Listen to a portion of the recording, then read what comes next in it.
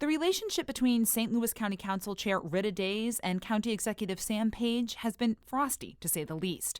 But the 1st District Councilwoman says she'll continue to reach out and communicate with Page to make sure the business of the county gets done.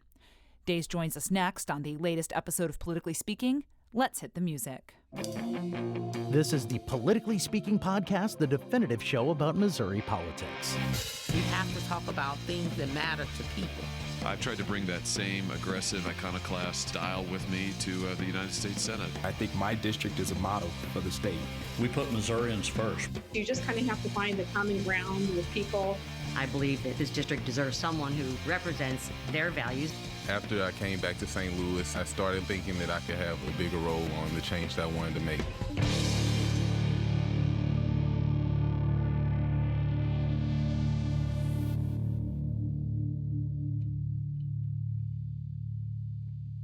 And welcome to Politically Speaking. I'm your host, Rachel Lippmann. Joining me in the studio today is Jason Rosenbaum. And our guest this morning is Rita Days. Miss Days is a candidate for the 1st Council District, which takes in most of North St. Louis County. She's also the current chair of the County Council. And I know you've been on this show before, but just remind people very quickly, you've held a lot of roles within local politics. Just remind people what some of those roles have been. Well, I started my political career on the Normandy School Board. I went from there to state representative, where I served 7 years. I served an unexpired term there, and then I served 8 years in the Missouri Senate. So I've done a lot of work in this public service arena. And at one point, if I remember correctly, too, you were the Democratic Elections Director in the county. I was. I did that for 4 years, and boy, that's hard work. But it was good work. It was good work, more of an education kind of thing. So yeah, and so you've seen a county from a lot of different angles: local, state, municipal, within the county administration. Correct. Why do you want a full 4-year term for this job, which on its surface seems like a very unattractive elected position? Well, if you look at most of them, you look at the things that I've done as a school board, that's a non-paying position. But it's good work. It's work worthy of someone who is committed to that process. I am committed to this process. We still have a lot of work to be done.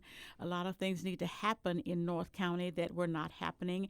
And so I think I need to continue on so that I can make sure that we follow through most of those things and get those things done. So that's why I'm running for the full 4-year term, because I am filling an unexpired term. Yes. That's correct. All yeah, right. For the late Hazel Irby. Yes, yeah. Thank you. Why do you think you are the person to make things happen in the 1st District as opposed to your opponent, Mr. Terry Wilson? I think that my experience in dealing with a lot of issues, a lot of people, I think that gives me a heads up in this. As you may not know, but I served in the majority in the Missouri House of Representatives, which, gives you a lot of freedom and a lot of opportunities to get things done. But in the Senate, which were only 34 members, I was in the minority. But I was still able to work across party lines. I was still able to work with my colleagues and get some things done that needed to be done for my district. So I think that in itself bodes well for how we operate in this political sphere. You've had a really acrimonious relationship with St. Louis County Executive Sam Page. What do you think is the reasoning behind the disagreement between you two? County Executive Page really has not been supportive from day one. I remember in trying to seek the nomination, I asked for his support at that particular time. He declined. So when I got the nomination and was successful in being elected, again, I reached out, and it just did not seem that was something that he was willing to do. In my service in all of those arenas that I have served, my reputation was that I got along with just about everybody. I don't think there is one person that can say I had an adversarial relationship within both Democrats, Republicans, Libertarian. I was always open to hearing what others had to say, working with them on those issues, and subsequently them working with me on my issues. So I'm not sure what the rub is there, but I have no issues with working with the county executive as long as he's open and honest in the communication that he has with us. If you are both reelected to your posts, are there things you'll continue to try or other steps to maybe try and reduce the friction and acrimony? Absolutely, and I think that the fact that we meet every week, the chair and the vice chair meet with him once a week. I did that as the first of my go around as the chair. Of course, Mark Harder was the vice chair. He was not interested in meeting with him, so I did meet with him on once a week. It was reported that we didn't talk, we didn't have conversations. I'm not sure where that came from, but again, meeting every week, discussing the agenda, looking at how we, what things we needed to move forward, and that was the purpose of that. So I've been open to a relationship. I think it needs to go both ways, though. Where's the reluctance, do you think, on his side to have that relationship with you as you're expressing a willingness, even if you don't always agree, to work with him?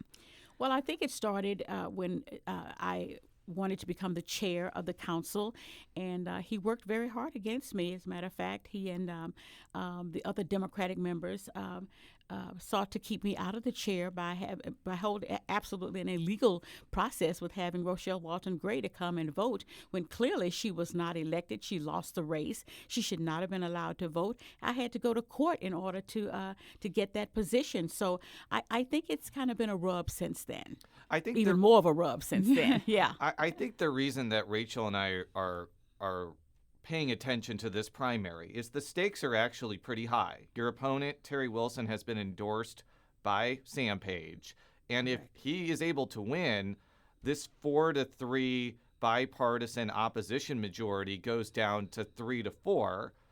With potentially. I understand Councilman Trachis kind of goes back and forth depending on the issue, but I know this is inside baseball, but that's what this podcast is for. That seems like really important for how the council is going to interact with the executive going forward. What do you think about that? The communication, I think, is very key in this. The council really gets little, communication, and I'm going to go just as recently as the report that came out from the Justice Services, and that we did not get that report. And this was the audit of the jail. This was the audit of the jail, and this is something that's been on our radar for a long time. We've had 2 deaths recently in the last 2 or 3 weeks, and so we're trying to figure out what is actually happening there. And I think it's a responsibility of us to know that, so that when constituents ask us, we have answers for them. But if you look at that in terms of how we got that, I requested that. I should not have had to request that. I requested that yesterday. Doug Moore sent it to me, and then I sent it to the other council members. But just simple things like that should really be a no-brainer in trying to make sure that we do what is good and what is appropriate for a department that's really in trouble. I still feel that it is in trouble. Now, this is a curveball question because you've been a proud Democrat for, I guess, all of your entire life, correct? Correct. So if Sam Page wins the primary and he goes up against Shamed Dogan, would you consider endorsing Dogan for county executive? No, I would not. I would not do that. I am still a Democrat, and I feel that we should stick together as best we can in doing that. And so that's where it is. Let's start talking about some of the issues that have, percolated in and around St. Louis County. And the first one I want to bring up is crime and public safety. And you speak about cooperation in fighting crime among some of the municipal police departments. What did you make of the effort in Jennings between the city of St. Louis and St. Louis County on those border neighborhoods there? I think it was called the Violent Crime Task Force. I remember that. I remember, though, distinctly that the mayor of Jennings, who is my opponent's mother, was not even contacted about that. She found out that through the newspaper or some other media, and I thought that was very disrespectful. If you're going to go into her community, it's her she's the mayor, and then you're going to do something like that, the minimum that you should do is inform her that this is something that we're looking at. This is something we're considering. What do you think about it? So I thought that was very disrespectful. I have not heard any results to come out of that yet. Perhaps they did, but I have not been apprised of how that worked. Is it worth expanding? Is there something else that we need to look at differently? I think that it bodes well for all of us to look at those kinds of things. But again, we need to have a plan of how we're going to address the criminal justice in this area. And at this particular point, I don't think we have one. And so that is really something that I'm going to look into very, very strenuously after I'm reelected. You do know that we have a North County cooperative. They have come together and they're doing good work because you don't have all these jurisdictional lines. And I think that's key to how we address this. If the criminals move from municipal to municipal, that's not, they're not going to stop at the borderline because they feel that this is a different municipality. So I think that coming together, pulling the chiefs together, pulling the mayors together, which we basically do that already, but pulling them together and let's see how we can address this. Do we have hot spots that we need to address more than others? That's my opinion. I'm not the professional. So I think we need to contact the professionals, pull them all together, and figure out how we can pull together a plan that will actually work to address this crime. Do you believe that the sales tax for public safety, Proposition P, has worked as promised? I was not on the council at that time, but I do remember the PR campaign. The PR campaign was to put 2 officers in each car. That has not happened. It doesn't look like that is going to happen. So what is happening with the Proposition P money? Again, we don't know. Looking at, some areas that it could be expended, I just don't think that it's there. So I would really like to take a deep dive. Couldn't you talk with the budget director about where Proposition P money is going? And hasn't there been council meetings that have looked into this issue? I remember we talked about this issue in 2021, and I think one of your colleagues pushed back against the idea that there hasn't been a bigger look into this. And I think that that's appropriate, that, it needs to be a deeper dive into that as to where these are going. And again, when you're looking at the issues of all that we're dealing with right now, we're dealing with the pandemic, we're dealing with all these other issues, we're dealing with crime, we're dealing with the jail, we're dealing with the health department and the animal care and control. It's just not enough time to dig deeply into all these issues. As a member of the council, you are in charge of approving members of the county's police board. Do you believe that the right people are on that board right now to best serve and set the policy for St. Louis County Police? I have not had any challenges with the police board. I think that for the most part, the issues that I address have been addressed to the extent that they can. But I do know that we don't control that. We simply confirm, and basically these are people that the county executive has put forth for us to confirm. We've not had any major issues with rejecting any of those. So as far as it goes right now, I'm okay with the current board. I believe there's at least 1, possibly 2 vacancies on that board. What do you want to see in candidates that are put forward by whoever is the next county executive, whether it's the incumbent or someone else? Well, I'd like to see someone a little more attuned to how we move aggressively in addressing public safety. Now, I don't know if that means someone, I don't know if another attorney is appropriate for that, maybe an attorney that specifically deals with criminal, and I'm not sure what I think Banks, he's an attorney. I think Ms. Schwering is an attorney, but I'm not sure if they actually deal, in the criminal justice system as we have that. And so it would, I think a lay person, perhaps much as how they do the advisory board of justice services, someone on that caliber of person that really doesn't have necessarily a vested interest in any of that, but can remain pretty neutral on how those things are done. Because basically what they do is hire the chief, and I think that's a critical position. So one of the other issues that you mentioned the county really needing to deal with is the pandemic. It's still ongoing, and that has been a source of a lot of friction at the St. Louis County Council. What were some of the reasons you were opposed to the various iterations of county mask mandates? I don't think you believe they don't work. There's obviously something else, or that masks don't work. There's obviously something else going on here. No, I wore my mask. I encouraged my family and everyone who was there to wear their mask. But I also believed in the vaccines. And that was not pushed as much in my community as I thought it should be. But the first thing is that the Missouri has passed a state law indicating how health mandates, if you will, are to be enacted. And we did not follow that. We did not follow that for the first two iterations of that. And so having conversations with the county executive, I said, these are going to be illegal and we need to go about it and do it the appropriate way so you don't have to have lawsuits. Not many people know that we tried twice. We went to litigation twice. We lost twice because the judge said with a mandate, you must have some kind of penalty with that. And I said, we don't have enough bandwidth for our police officers right now. We don't want them going around arresting people because they do not wear a mask. So the third time the county executive came to the council, explained to us what we was going. He met the threshold of the state law, and after that, we passed that. So we could have done that, many months earlier, but again, the resistance was there, and I'm not there to not obey state law. I'm there to appropriately assess state law, do what I need to do, and follow state law. I got to ask this question, okay? Because I think that there are valid criticisms of an unenforced mask mandate, but it also prompted public comments at these meetings, which were frankly outrageous and inappropriate.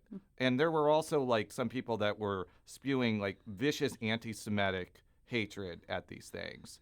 And as chair, and we've talked about this before, and I understand the idea that people are allowed to say things in public forums which are stupid and wrong because of free speech, but did you do a good enough job of controlling this uncontrolled amount of misinformation and nonsense that was coming from the public? To the point where I think it got taken off of YouTube a couple of times. Yeah. It was taken off of YouTube, and I believe that I will tell you that when the speaker spoke, that I was kind of taken aback, by the forwardness that person spoke with that, and after it was said, you could not put the genie back in the bottle. It was already said. I think that the appropriate sentiments were expressed after that. That was not appropriate, and I did say that, but it was really a shock factor that you would come there. People say all the time things about black people, and I'm kind of supposed to sit there and take that. So and I do I because again I'm sometimes accused of being too sensitive in terms of race issues, and so but I do think it was very inappropriate for that to happen. I think I handled it the best I could given the circumstances that it were. Everyone is allowed that 3 minutes of whatever they call fame. That specific remark aside, is there any responsibility? Yes, free speech is free speech, but to ensure that there's factual information coming out in these public forums? Well, of course, public forums are not a give and take from the council members. It would have been good if someone who did not espouse that to come forward and say, but we had no responses from anyone else about that. That was disheartening, because if you felt that was outrageous, let someone come forward and correct the record, why it was offensive. What do you think should have been said, and how you think it would have been said? How would you have been able to address that differently? But that did not happen.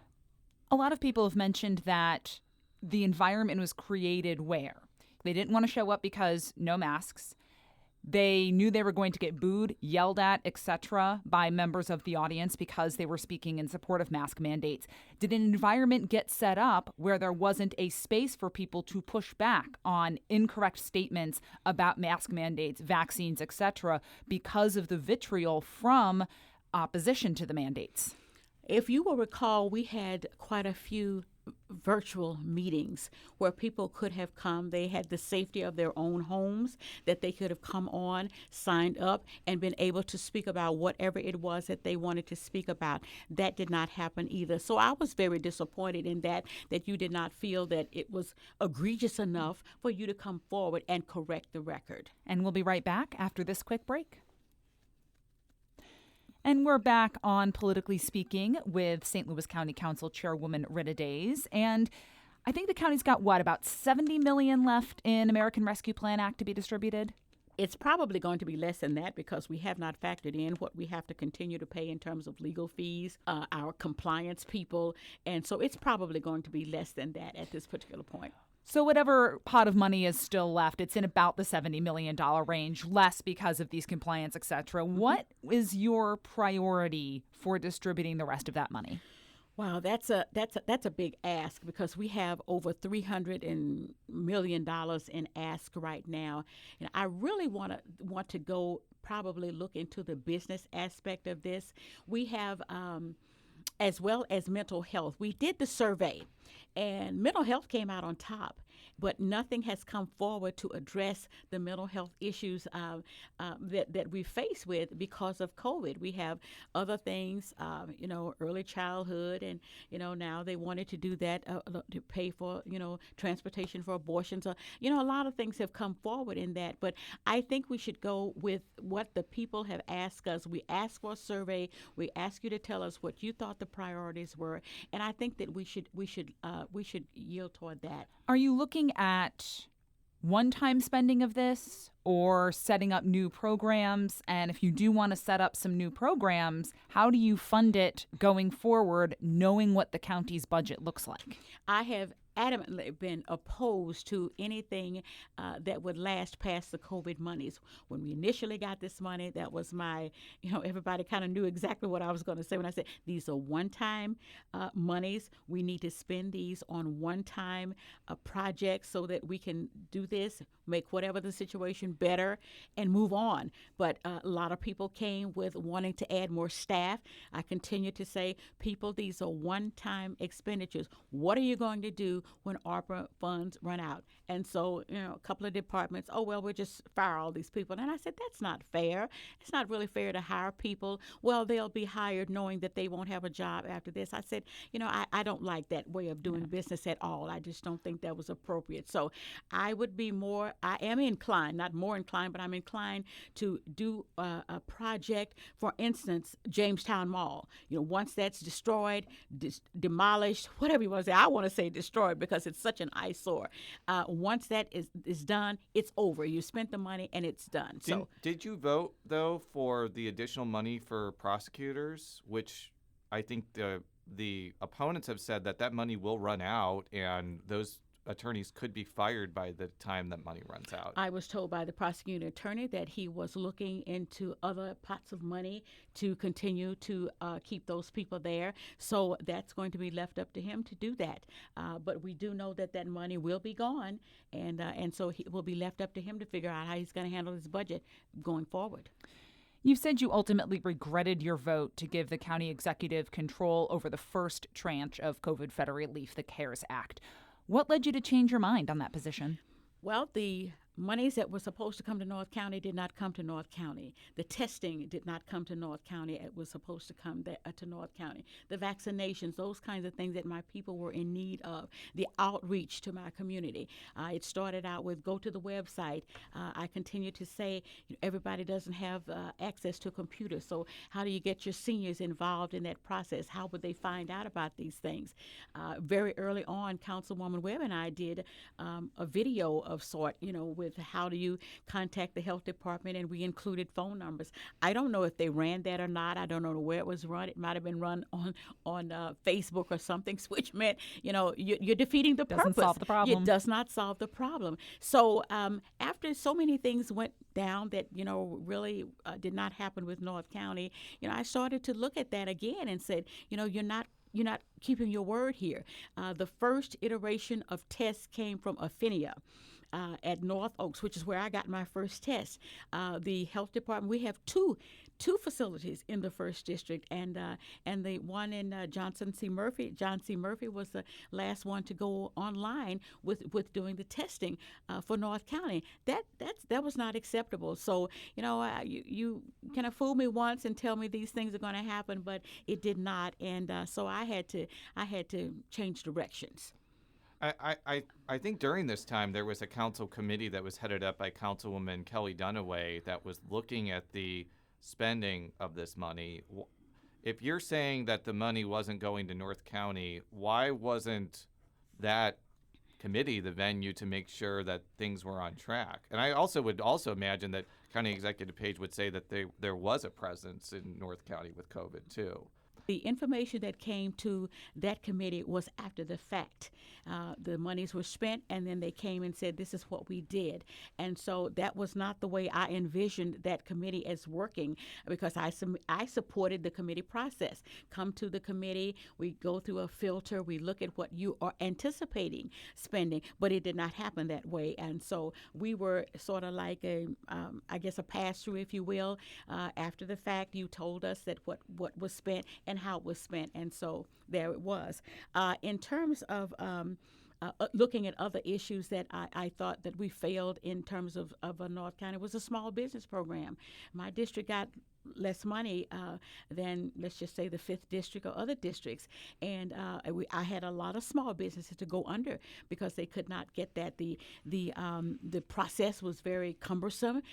They did not have a lot of help in completing that. A lot of these businesses were mom and pop operations, and they did not have the time or the bandwidth to spend hours on filling out these kinds of applications. The same thing happened with the daycare situation. It was very an onerous process, and so a lot of people said, you know what, I don't really have the time to go through that, and so they just fell off. But I think that the money could have. And by the way, we still have not had an audit on how the CARES Act money was spent. We are still looking at how that. I understand that quite a bit of money was rolled over into general revenue. Again, bits and pieces come to us. Bits and pieces come to me. Let me just speak in my voice. Come to me as to how that's spent. And so if you're looking at expending money on different things, perhaps we could go back and look at some of that money that went into general revenue. But you have to have good communication. You have to have good information in order to make those kinds of decisions. Should ARPA be used to plug budget holes? We've already done that to the tune of $84 million. So we put some of that ARPA money, which meant that, and a lot of people think that, that could have gone to some different projects and things that really are needed in order to help folks get through this COVID situation. When you plug the budget for this year, what happens to the next? What happens when ARPA money runs out? But that has been the focus of, I think, the administration, that we need more money to plug the budget. Before we go to the vaunted lightning round, there is another pot of money that's being discussed kind of obliquely right now, and that's the Rams settlement. Do you think that St. Louis County should get an equal share of that money when they refused to participate in the Riverfront Stadium in 2015? Well, I think that to the extent some of our, not necessarily county did, but when people put their money in taxes, the taxes went for some of that as well. And I do think that we are owed some portion of that. What the proportion should be, I'm not really sure about that, but I do think that we're owed some in that. We have participated initially with the Dome, with the whole CVC. We've contributed to that, and you will know that we just sent I believe it was $2 million down, for the expansion. Mm-hmm. So we have some skin in that game as well, and so I do think that we should reap some of the windfall from the Rams. Yes. Regardless of what amount of money you do get, where should this unrestricted, unlimited, as far as we know, we don't know exactly what the terms may be as to how this money should be spent, where would you want to see that pot of money go, given that there are fewer limits on it than ARPA? Mm-hmm. Initially, when I was looking at my recreation center for the first council district, I talked to several people. I said, well, maybe we can get some of that money to, fund this particular facility. But I do think that we need to pull that money into St. Louis County to help some of the projects that we have. I mean, we're looking at, it's a sports-related kind of expenditure, but I'm not sure that we all need that in sports. But I do know that we have roads that need a lot of help and bridges. We need some of our communities. But again, we're looking at some of the ARPA funds in terms of demolishing some of these dilapidated homes that we should do. If we can't get that through ARPA, perhaps we can use some of the RAMS money to do that. But we have some great needs in St. Louis County, and I think that we should address those. Look at the survey that we had. Some of those priorities we perhaps go use that money toward. But it's very interesting that these negotiations are handled in a vacuum. There's no public output, if you will, no public interaction on how these are going. The same thing happened with the opioid. We've settled that opioid settlement, and we got some money from that. But there was no public process, to go through with that. And yet, when we're talking ARPA funds, everybody, you don't want to do this in secret, and that kind of thing. That's not the case. But if you're going to do one and you're going to open it up for public comment, or you're going to open up the eyes of the public to see, you probably should have done on all of those. Given that there is no timeline on spending the RAMS settlement, would you support creating an investment fund of some sort? I think that's a good idea. I have not thought of that, but I think that, given, what the stocks are doing right now, we don't know how much money we can glean from that. Reasonable point. But you know what? But it won't be this way forever. And so once we look at that and, perhaps put it in some kind of a safety net or something like that to move forward, we could do that in tough times, because we're going to be facing some tough times in the future. As long as the county doesn't put all of it into Bored Apes NFTs, I think they'll be okay. Or Bitcoin. Or Bitcoin. Yeah. Oh no, that's interesting. Yeah. I mentioned that. I think Jason's being sarcastic on this one. I'm being very sarcastic. Because I mentioned that when it first came out. I mentioned that to my son-in-law. He said, "No, you do not want to get into that. Stay away from that." So I said, "Fine." Your son-in-law is very smart. But let's go to the lightning round. And let's do the vaunted lightning round. Do you support the city of St. Louis joining St. Louis County as a municipality? If the citizens of St. Louis County and the citizens of St. Louis City decide that through a referendum, I support that. And that should be done locally, not statewide. Not statewide. Do you think members of the St. Louis County Council should be paid more than the $20,000 they currently are? We have a commission on the ballot right now to determine that. I took this job not really knowing how much it paid, but because that's really never been an issue for me. But we do put in a lot of hours. We do put in a lot. At least I put in a lot of hours. And but I'm okay with wherever it is. If the commission decides differently, they decide differently. But I did not take this position because of the salary. If they don't boost salaries, don't make it a full-time position, what additional support should be given to help you guys manage the workload? I think we should have our own attorney. I think we should have someone that's dealing basic with policy to help us with legislation. And I think that our current support, is fine for an administrator, but I think we need a higher level of expertise when we're looking at the pros and cons of legislation, the pitfalls that may happen, and guide us through that process. Should the St. Louis County Council eventually be expanded to include more members? I think 7 is fine. I think even the city of St. Louis is ratcheting down from their 28, and they have fewer people than we do. I think that the districts are along the lines of a Senate district, so that's manageable. Do you think that St. Louis County should have a county manager similar to how municipalities have city managers to manage the day-to-day affairs of the county? Some municipalities have managers. All of them that do is not. True. And so I don't think that there has been that much of a difference in how they operate. It could be the size of the muni that has that. But I think you have to have someone that's accountable to the people. The elected person is accountable to the people. They have to go to the people every year, every 4 years or whatever, and make their case as to why they should be there. So when you look at managers, they really are only accountable to the elected person that's there. So it's a give and take. I think in some instances it may work for some, but if you have a strong leader, if you have a strong mayor, then I think that's manageable. I'm getting a sense that your answer is no on that. Maybe. It's a maybe, depending on how it's structured. It's maybe, depending on how it's structured. Yeah, let's do that one. For all of our stories on the 1st District race and the other issues on the August 2nd ballot, you can go to stlpr.org. I'm on Twitter at @rlippmann. Jason, where can people find you on social? Jay Rosenbaum. Councilwoman Days, where can people reach out to you and your campaign on all of the various social media platforms? RITA Rita at ritadays.com. Any social media where they can get you? We do have Twitter and Facebook, and those I don't have that with me. But it's at Rita Days 1? Rita Days 1. Rita Days 1, yes. all right. Mm-hmm. Politically Speaking is a product of St. Louis Public Radio, a service of the University of Missouri St. Louis. Until next time, so long.